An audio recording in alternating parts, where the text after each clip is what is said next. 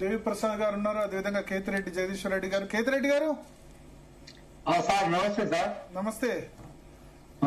ఏమైంది మొత్తానికి మీ డిఎంకే సర్కార్ ఏర్పడలా? డిఎంకే సపోర్ట్ చేశారు.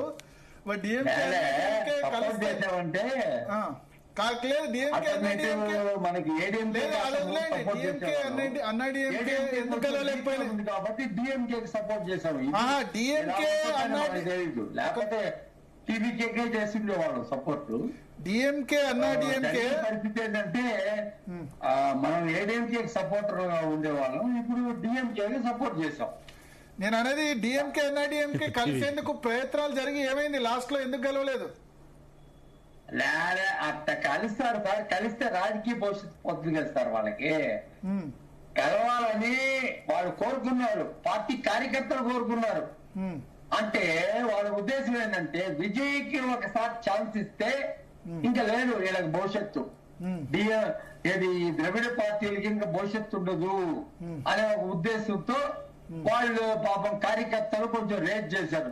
కలుసుకోండి, ఎందుకు అది ఇది ఏ పార్టీ అయితే 5 ఏళ్ళు కదా తర్వాత చూద్దాంలే అనే ఒక ఉద్దేశం వాళ్ళకు ఉంది. ఎవరికింది? ఈ కార్యకర్తలకు ఉంది కానీ నాయకులకు లేదు. ఎందుకంటే పార్టీ లాంగ్ స్టాండింగ్ లో నాశనం అయిపోద్దేమో అని చెప్పి ఒక ఉద్దేశం ఉంది. ఎవరు స్టాలిన్ ఏమన్నాడు?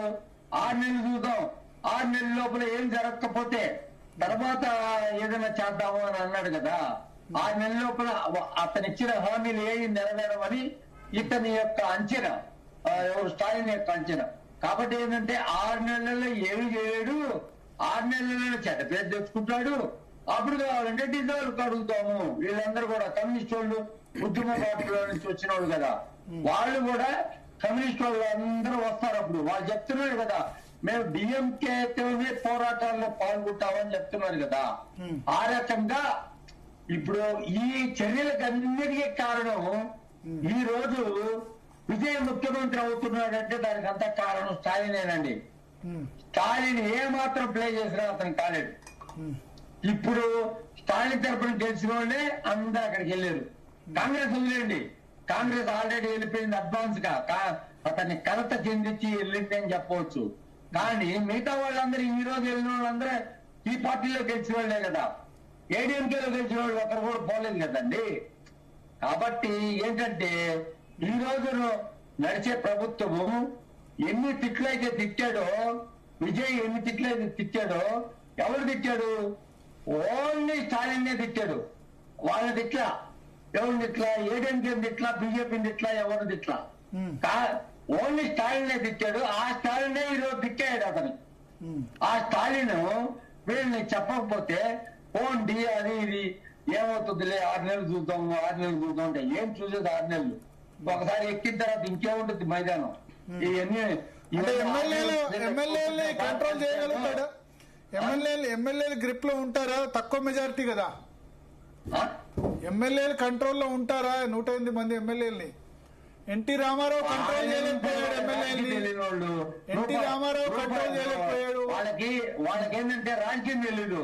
ఆటో డ్రైవర్లు వాళ్ళకి రాజకీయం తెలుసు, వాళ్ళు తెలుసుకునేసరికి పడిపోతుంది కదా ప్రభుత్వం.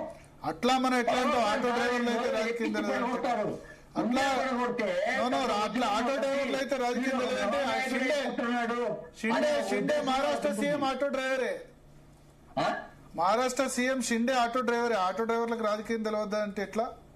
చాయ్ వాళ్ళ ప్రధానమంత్రి అయినాడు, ఆటో డ్రైవర్ ముఖ్యమంత్రి అయినాడు మహారాష్ట్రలో.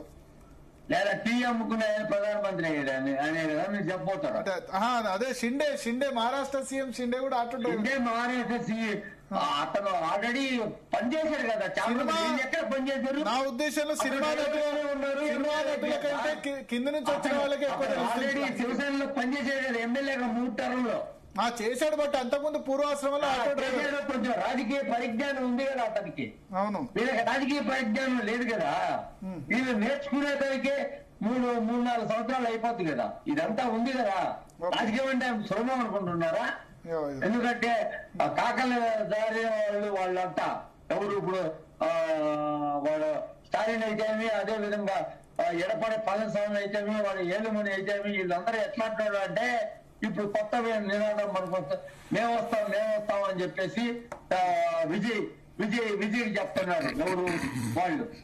వీళ్ళు ఎట్లా వస్తారు సార్? 2/3 కావాలి కదా మెజార్టీ. 2/3 ఉంటేనే కదా బయటకు పోగలుగుతారు. 2/3 అంటే 35 కావాలా 47 లో. వీళ్ళు ఎట్లా వస్తారు? సింగిల్ పార్టీలు అనుకోండి, ఒకరు వెళ్ళినా ఏం ప్రాబ్లం ఉండదు. ఇది వచ్చి 47 ఎన్నికైన పార్టీల నుంచి 35 మంది ఎట్లా వెళ్తారు సార్? కేంద్రం దానికి వ్యతిరేకంగా ఉంటే వీళ్ళు 35 మంది. విజయ్ సర్కార్ 5 సంవత్సరాలు ఉంటది. 5 సంవత్సరాలు ఖచ్చితంగా ఉంటది విజయ్ సర్కార్. ఉంటే మంచిదే. నేను చెప్పాను 5 సంవత్సరాలు ఉంటదని. మీరు అన్నారు కదా 35 మంది ఎట్లా పోతారు అని చెప్పి. వాళ్ళు 35 మంది రావాలి సార్. ఎట్లా వస్తారు 35 మంది? 35 మంది ఏడీఎంకే మీద ప్రేమతో ఉండే వాళ్ళు ఉంటారు కదా. జయలలిత స్థాపించిన 2 ఆకుల పార్టీ మీద ప్రేమతో ఉండే వాళ్ళు ఉంటారు కదా సార్. వాళ్ళు రారు. వాళ్ళు రారు. కొంతమంది రారు. ఊరికే ఇది ఒక స్పెక్యులేషన్ అన్నమాట. ఊరికే ఏదో చెప్తా ఉంటారు. ఊరికే ఒక పార్టీలో ఉన్నప్పుడు డ్రీమ్ నుంచి ఒకరైనా వచ్చారా? ఈరోజు సపోర్ట్ చేశారా? కాంగ్రెస్ కార్యకర్తలు పోతున్నారు అక్కడ, నీకు తెలుసా? కొన్ని కాన్స్టిట్యున్సీల్లో మైలాంతూరి అక్కడ కొట్టారు. కాన్స్టిట్యున్సీలో ఓట్లు వేసుకొని మీరు గెలిచి మీరు పోయి అక్కడ పోయారా అని చెప్పి కొట్టారు సార్.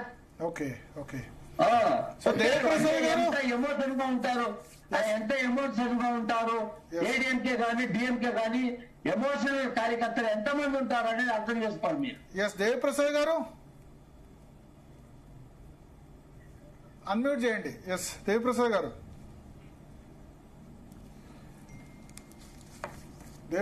అన్మ్యూట్ చేసి మాట్లాడండి. భరత్ గారు నమస్తే. నమస్తే. ఎట్లా బీఆర్ఎస్ ఎట్లా చూస్తుంది తమిళనాడు పరిణామాల్ని? భరత్ గారు అంటే ఎట్టకేళ్లకు గవర్నర్ గారు మా శరత్ గారు మొత్తం మా క్లాస్ ఇచ్చింది. గవర్నర్ల గారి వ్యవస్థ మీద పూర్తి ఒక 40